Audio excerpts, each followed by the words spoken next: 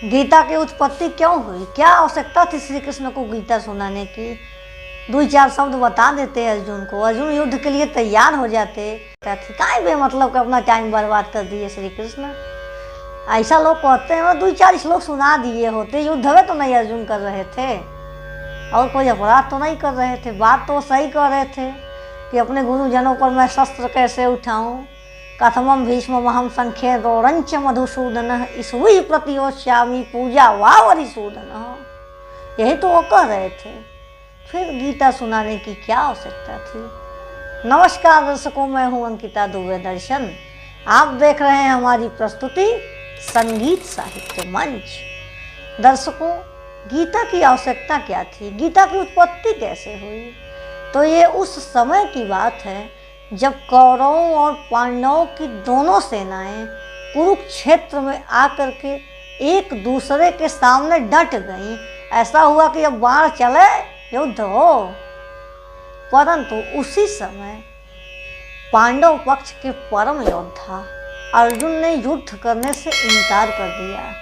जैसे एक नाविक आपको नाव में बैठा ले, बड़ा प्रेम से लेके आधा दूर जाए, और जब आपका मझधार में नौका चले नदी में, कह दे हम नहीं पार करेंगे, हमको डर लग रहा है, नहीं रहेंगे, बताइए आप क्या करिएगा।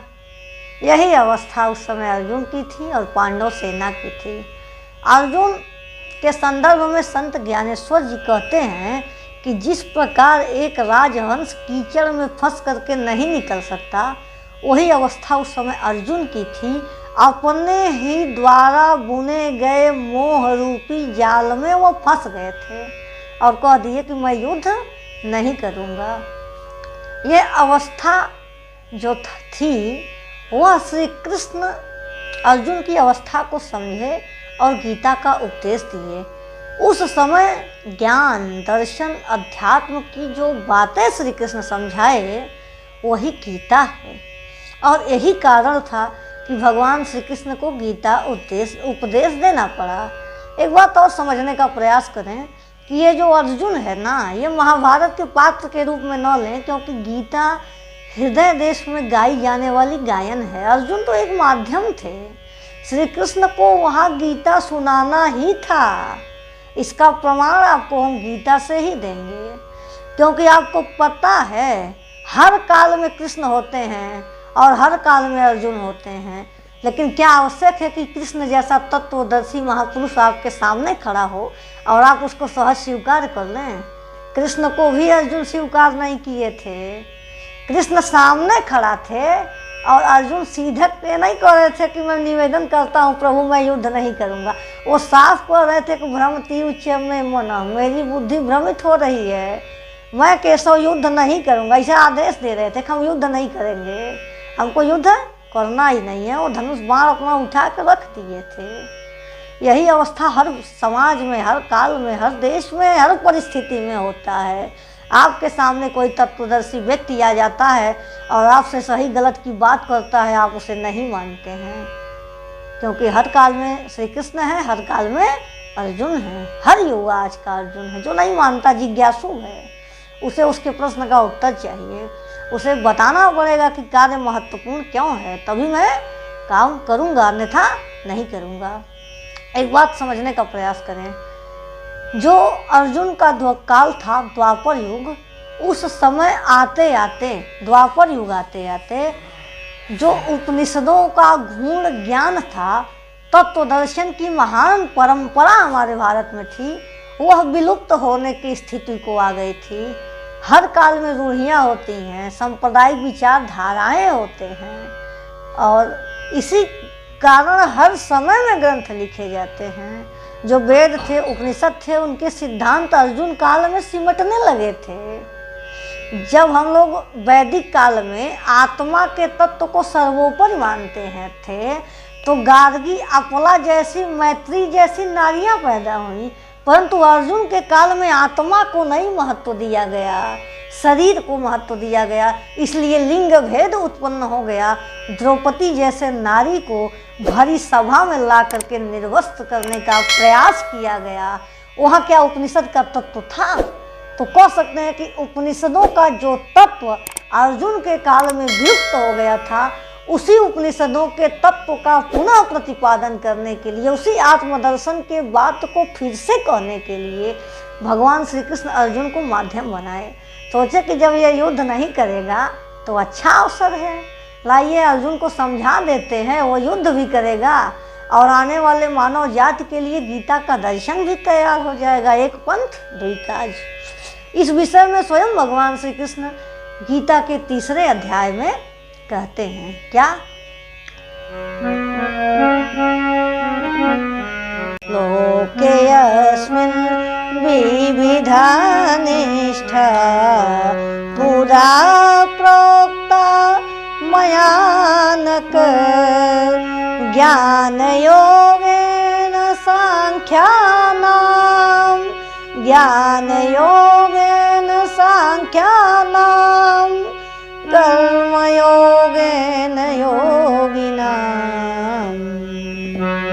वो कहते हैं कि लोके अस्मिन विविधा निष्ठा, लोक में पूर्व काल में 2 प्रकार की निष्ठा, ब्रह्म साक्षात्कार का जो दर्शन है वो बहुत पहले कहा जा चुका है। ये जो मैं तुम्हें ज्ञान दे रहा हूँ कोई नया नहीं पैदा करके बता रहा हूँ, मैं स्वयं कहा हूँ। तो कह रहे हैं कि लोके अस्मिन विविधा निष्ठा, लोक में मेरे द्वारा 2 प्रकार की निष्ठा पहले से ही प्रचलित है।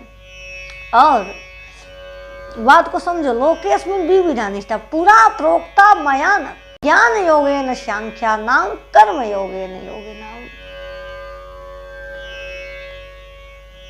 कह रहे हैं कि 2 प्रकार की निष्ठा, ईश्वर तक पहुंचने का मार्ग पहले से कहा जा चुका है।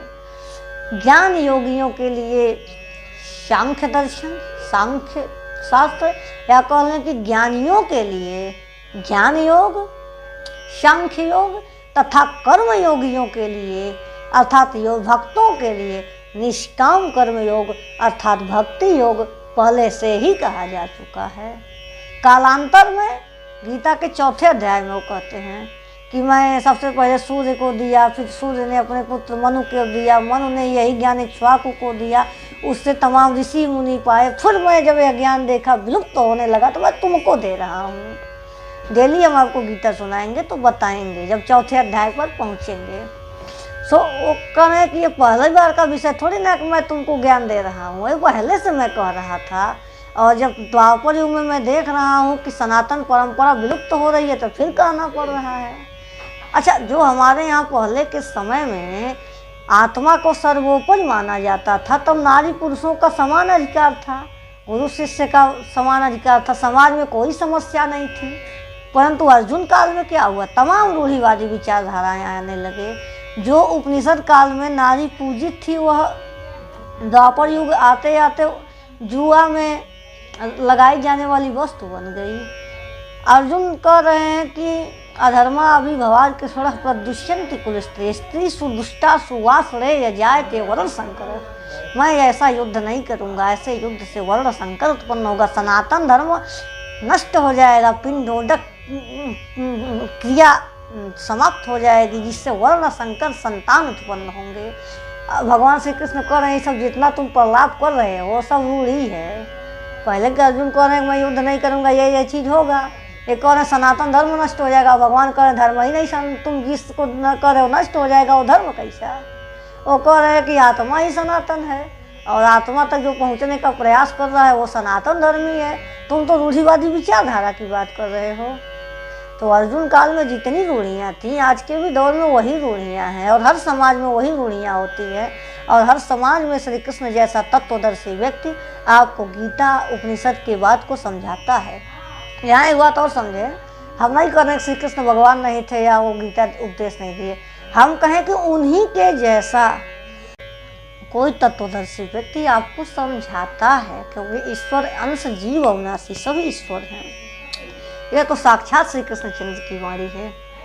सो कृष्णचंद्र स्वयं कह रहे हैं कि मैं पहले भी ये बात कह रहा था और आज भी कह रहा हूँ, कालांतर में भी लोग कहेंगे जब जब हो धर्म की हानि, जब धर्म का ह्रास होगा तो मैं अवतरित होऊंगा और फिर इसी दर्शन शास्त्र को कहूँगा, इसी बात को समझाने का प्रयास करूँगा।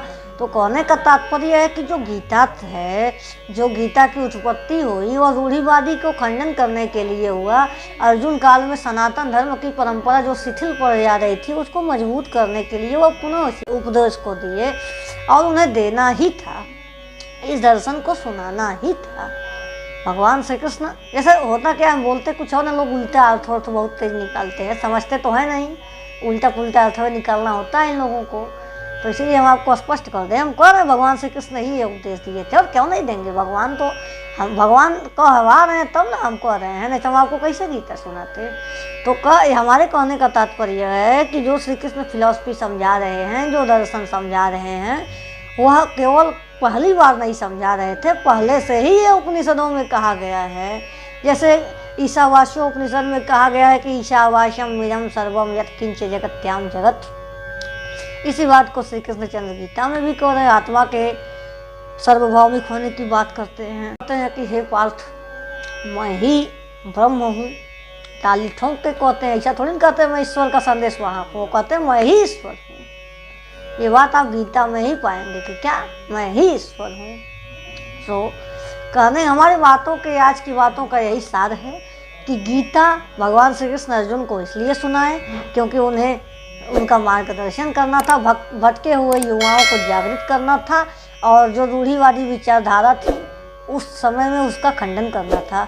और ये विचारधारा हर देश काल परिस्थिति में होती है, यही कारण है कि आज भी वर्तमान में गीता की प्रासंगिकता है। आशा करते हैं आप हमारी बात को समझे होंगे। बहुत